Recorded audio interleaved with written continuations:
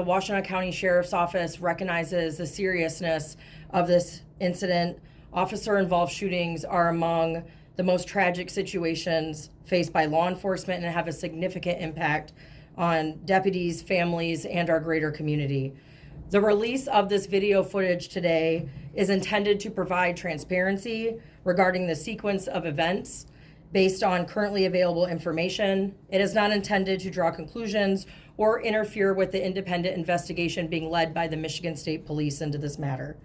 We are also not releasing personal information related to the 911 callers or the deceased individual to respect privacy, as well as the family that is impacted by the situation.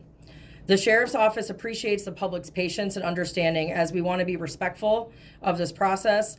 Members of the public are advised that the dash cam footage may be emotionally difficult to view.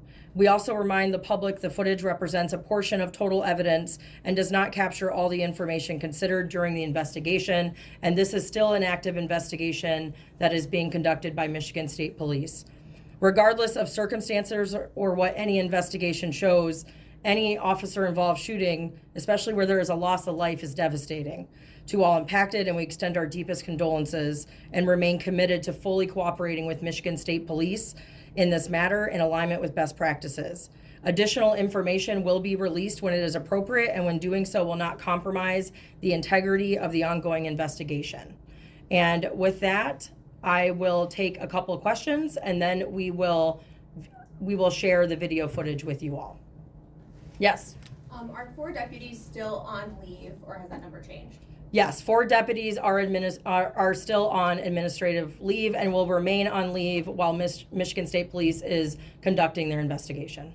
Quick follow-up question to that. I saw in the statement provided that it sounds like multiple deputies fired shots. Are those 4 deputies believed to have all fired shots, or is that just kind of everybody that was on scene that day? Those are the 4 deputies that are subject to the Michigan State Police investigation. Can you go into where there was the miscommunication that informed officers that the victim had a shotgun with them during this pursuit?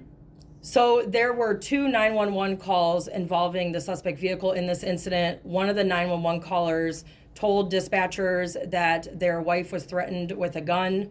When deputies were responding to the scene, they identified the suspect vehicle, and then as the vehicle pursuit ensued, towards the end, you hear on radio traffic, you hear deputies say over the air, shots fired. And because of police scanner apps, that information was public. And there was a lot of assumptions made from the radio traffic. And we, did not search the vehicle. We do not do that in these situations. Best practice is to turn everything over to the Michigan State Police. But given that that is an important part of the information, we also were able to gain information from the state police that there was not a firearm found in the vehicle, to which we then shared that information. We are doing our best to share the information we have at the time, and part of releasing this footage is to also make sure that the public has an accurate version of the timeline of events. You said there were 2 911 calls. Can you clarify what the other one was? So there was the first 911 call involving the suspect vehicle driving hazardously on the roadway. And then the second one was the call where the 911 caller said that the person threatened their wife with a handgun.